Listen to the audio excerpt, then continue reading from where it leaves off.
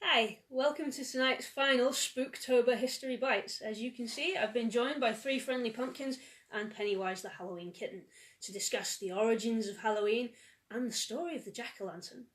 So first, the origins of Halloween. It begins as a Celtic festival. Samhain, which essentially means it's the end of the harvest, the end of summer. The nights are drawing in, everywhere's getting cold. The living harvest is brought in, the land is dead, it's barren, it's empty. Perfect place for the spirits of the dead to walk the earth. So in order to stop the spirits of the dead walking the earth, or not stop them, but generally avoid them doing anything nasty to you, what the Celtic peoples used to do was, when all the harvest was collected in, build some great bonfires, bring light to the community. And in case you were worried about those pesky ghostly ancestors getting at you, you could wear masks, disguise yourself, then you couldn't be seen.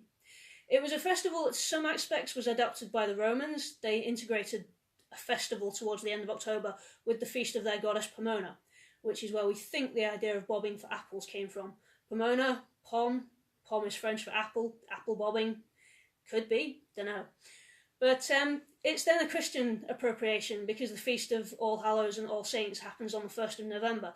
Eventually the two become amalgamated. You have All Hallows Eve into All Saints Day. All Hallows Eve becomes corrupted into Halloween. We get Halloween. And then from the across the sea in America, we get the wonderful trick-or-treating that happens every year, and the fancy dress parties and costumes and things. Incidentally, America is where the pumpkin aspect of the jack-o'-lantern comes from, but the origin of the jack-o'-lantern comes from the dark mists of Ireland, and there is an old tale about how the jack-o'-lantern came into being, which I will tell you.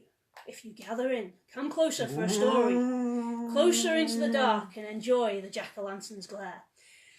Once upon a time, in old Ireland, lived a stingy old man by the name of Jack. Now, Jack hated people. He hated everyone. He'd play tricks on them. He'd drink too much. He'd swear at people. You name it, Jack did it.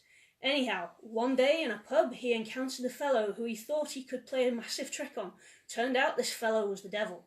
And Jack thought, aha, not today, Satan, you will not take me.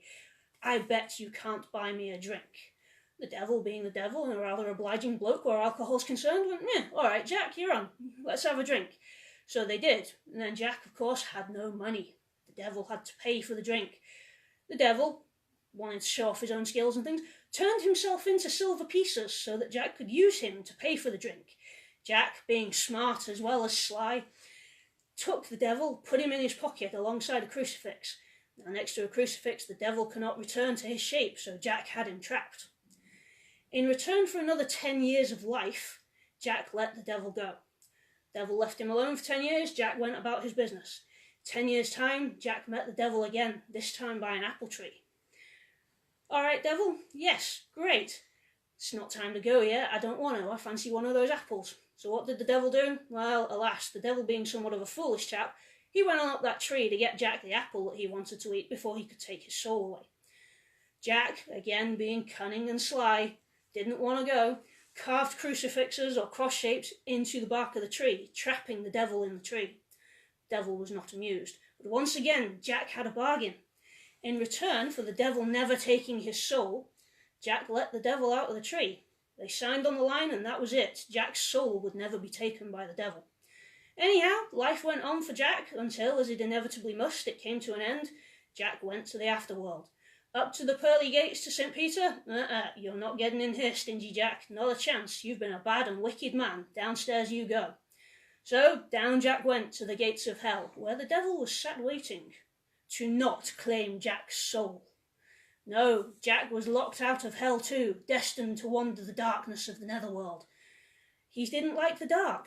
Poor old Jack, he was afraid of the dark. So the devil, being a fairly reasonable sort of chap when he was in the mood, passed through the gates a lump of coal from the burning hellfires. Now what was Jack going to do with this piece of coal? You can't hold it, it's too hot. Aha! Fortunately, Jack liked turnips. Jack had a turnip with him. He took the turnip, he hollowed it out, and he put the coal inside the turnip so as to light his way in the darkness. Into the turnip he carved a face, much like the ones on my little friends here.